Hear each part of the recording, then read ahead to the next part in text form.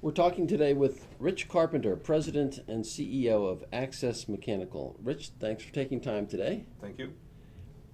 Your company appeared on the list of the top 50 companies that the Chamber produced back in May, and I wanted to find out more about you. What is it that you do here?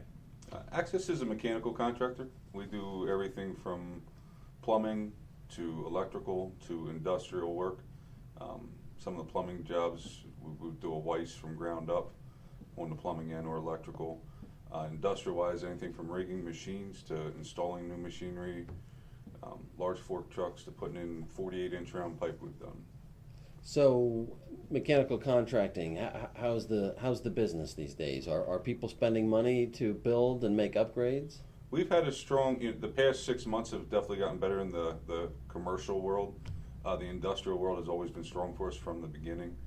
The sales truly never died down there as maintenance was continuing and production was still happening, and some of it was even the fact of, if a plant would close down, there would be machinery that had to be pulled out and, moved somewhere else. So we've had a very steady increase in growth in all sectors for ourselves as a company. You have an interesting career path. I was reading a little bit about that. Mm-hmm. What was your first job? I was actually a butcher. When I got out of high school, I was a butcher for BJ's Wholesale Club. How long did you do that? I did that probably for 2 years. They promoted me into management, and from there I became a store manager, and I moved up the ladder rather quickly there. So how do you go from retail at BJ's to mechanical contracting? There was another local contractor that came to me that was looking for somebody to help with operations. So management's management when it comes to operations, people, processes, and I decided to jump on board with them and give it a try. So it almost sounds like you were just kind of a natural at understanding how business operations worked and how and the things that you could do to improve them. Yeah, it's about taking a process, looking at it, and making it as efficient as possible. And even when I was at places like a BJ's, they're larger company there. I took processes that got put in throughout the whole chain of stores. From something as little as how you organized your meat trays and you did your order. To make it simpler, that a company like that would carry through as a program throughout the whole chain. So did you start this company from scratch? Yes. There was me and I had some partners. And why mechanical contracting? Actually, the big change for me came due to the fact of I was in the large corporate world, $6 billion a year company. Wanted something where I had more control. It wasn't a financial move for me or anything like that. It was more where I could control more of those processes and run with. I really enjoy that stuff. I enjoy the change as much as change isn't always accepted well. There's no doubt to keep moving forward. There's change happening every day. I mean, even right now as a company, we're going through a lot of changes to move as we grow and to be able to handle the growth. Right. You've been in where you are now for how long? For about a year and a half. And all this growth, are you looking to stay here for a while, or are you going to need more room? Actually, we're already looking for another property. We need both more office space. This is the first year we actually brought on a sales team, so we have salespeople now where we never had that in the past. So we need more area for the sales division, and as well fabrication is something that our customers are using us for a lot more, and we need larger area for that. So are there growth areas in this market where you think you can build the company even more? Definitely. One of the things that we travel as well as a company. Our work's just not within an hour. Next month we're in Massachusetts.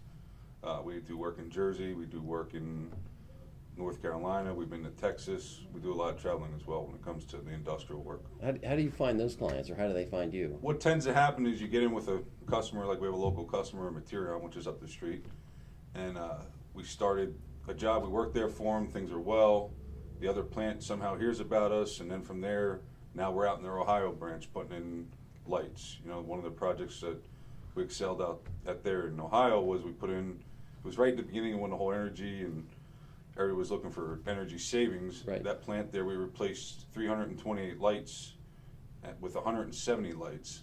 But the problem was they wanted it done in 24 hours. So they came to us, and we did it in 22 hours. So it was a wild job. I really enjoyed that. Yeah. Now, you got to tell me what Rich's magic number is. I had asked you a couple questions, and you emailed me back, and you Yep. made a reference to that. What is Rich's magic A lot of number? people drive their business on balance sheets and P&Ls, and where I more drive the business on profit. On a cash flow profit is what it's really what it's looking at. I'm looking at cash flow, but I'm looking at the profit from cash flow.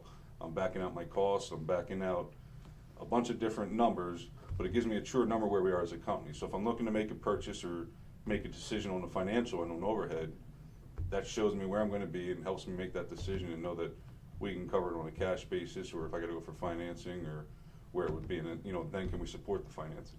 So is Rich's magic number the profit then? Yes, and there's a whole bunch of things. I took an Excel sheet and put all kinds of equations in there and made. I don't think anybody would ever understand it, but it is. It's profit to a point. It's basically profit. It's to one point. It's if you close the doors today, this is how much money is either sitting there or how much we owe to be able to make everybody happy and satisfied. And it's that everyday number. I can look at it every day and know where we stand as a company. Right. And where do you stand today? I can't tell you that secret.